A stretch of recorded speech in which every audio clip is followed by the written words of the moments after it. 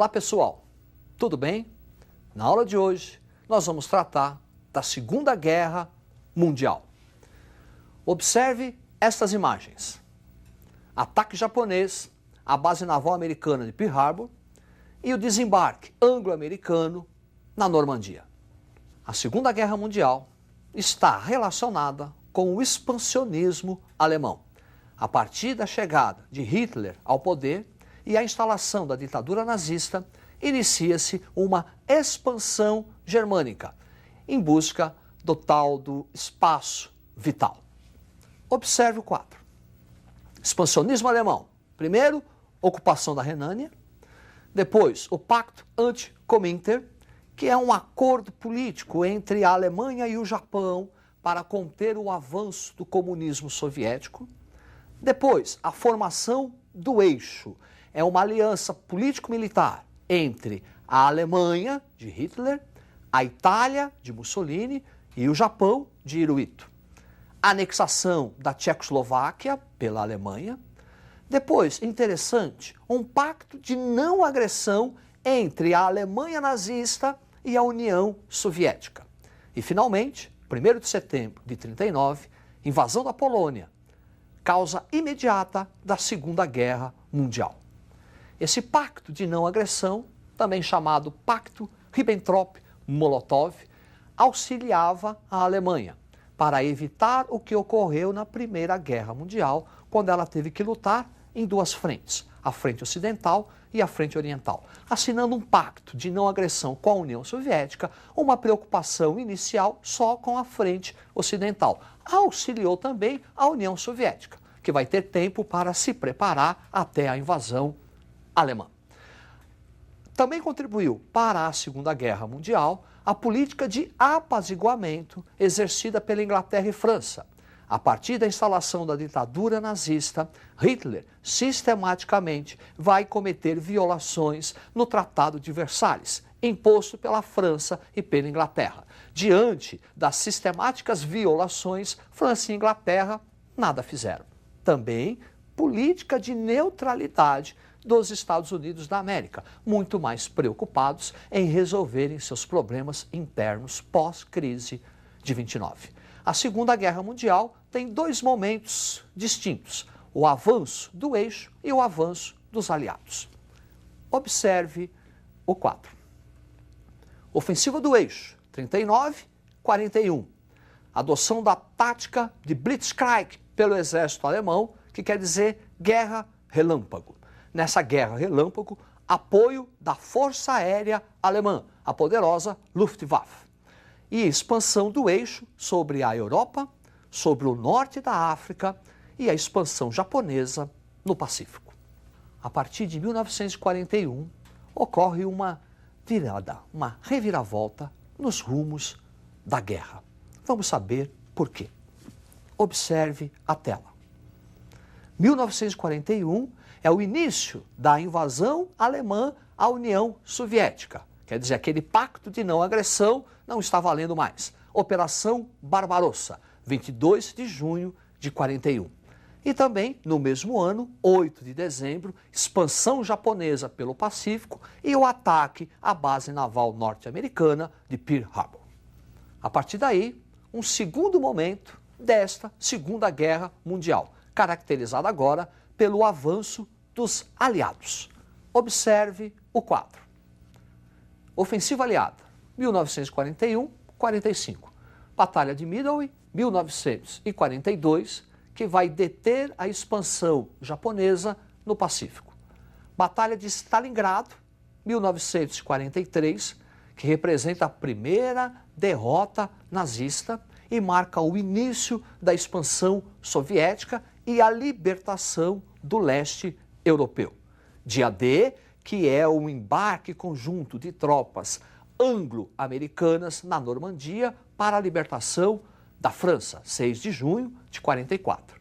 E, finalmente, agosto de 45, os norte-americanos utilizam a bomba atômica, primeiro em Hiroshima, depois em Nagasaki.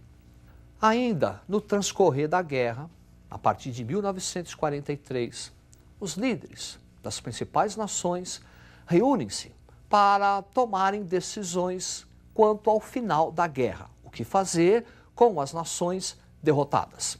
Tem início as chamadas conferências, que foram 4. Observe o 4. A primeira, Conferência do Cairo, 1943. Objetivo: discutir o mapa político da Ásia, que foi transformado pela expansão japonesa. O que fazer com a China, o que fazer com a Coreia. Depois, nós ainda vamos ter outras 3 conferências. Observe o 4. Conferência do Teherã.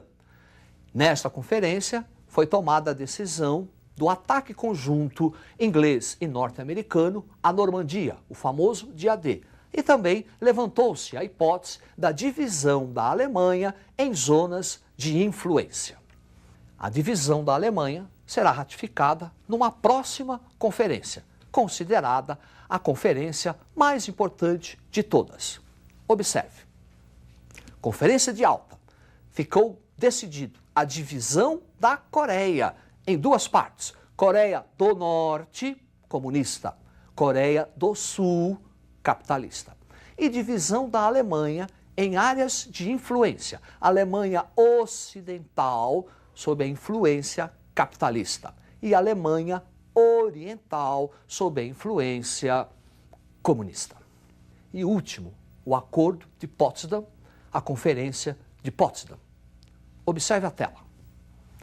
Efetivada a divisão da Alemanha, não só da Alemanha, como também da capital alemã, Berlim. Berlim também será dividida em áreas de influência. A parte ocidental de Berlim, influência capitalista. A parte oriental de Berlim, influência comunista. E é na cidade de Berlim que foi erguido o famoso muro, o Muro de Berlim. Portanto, o muro divide a cidade, ou melhor, dividia a cidade de Berlim, e não a Alemanha.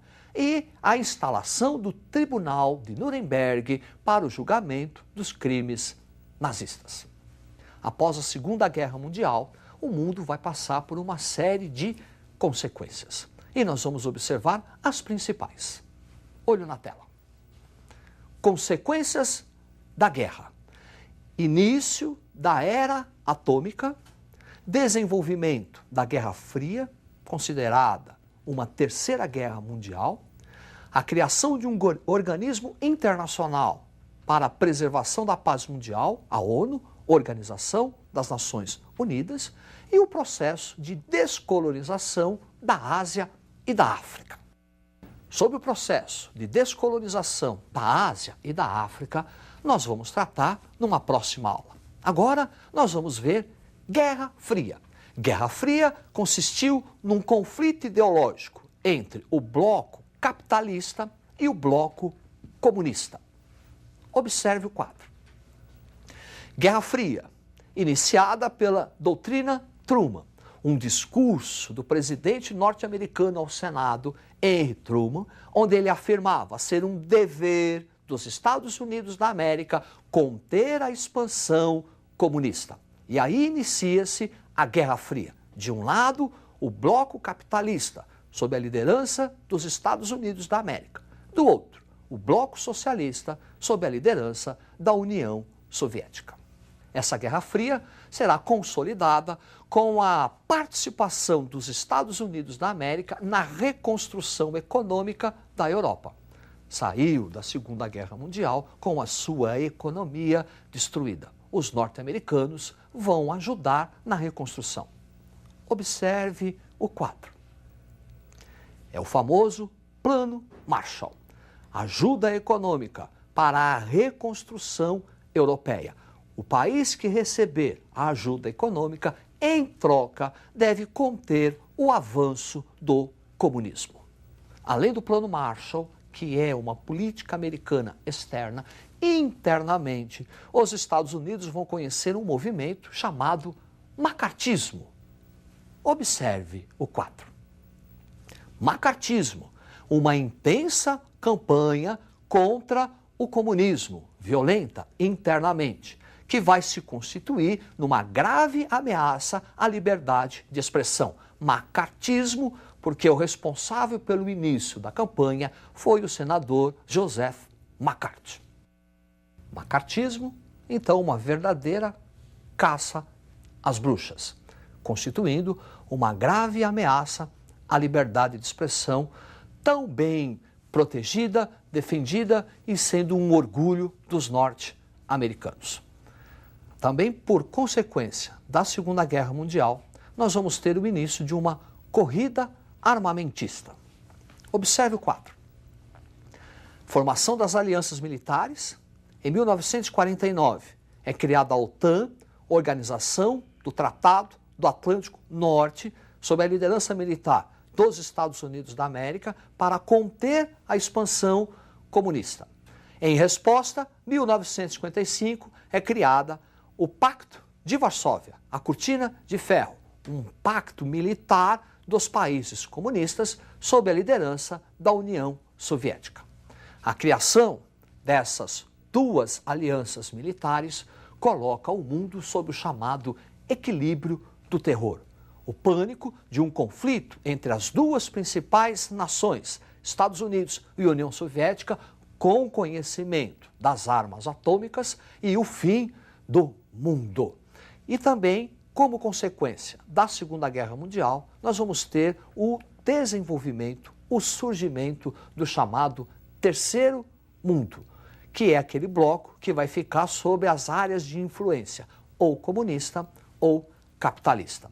Por exemplo, nós vamos ter a Guerra do Vietnã, que é um reflexo da Guerra Fria. Nós vamos ter a Revolução Cubana e na Revolução Cubana nós vamos ter a crise dos mísseis, que também caracterizam um reflexo da Guerra Fria. A Segunda Guerra Mundial consolida a hegemonia financeira, a hegemonia econômica e industrial dos Estados Unidos da América no mundo. E a América, continente, também vai sentir a presença desse capital norte-americano. Após a Segunda Guerra Mundial, há a chamada expansão das multinacionais, a expansão do capital norte-americano sobre todo o mundo. É isso aí. Nós vamos ainda tratar, numa próxima aula, o processo da descolonização da Ásia e da África. Significa dizer a independência da Índia, a independência da China e dos países africanos, os chamados Terceiro Mundo. É isso aí. Uma boa sorte. Estude. Até a próxima.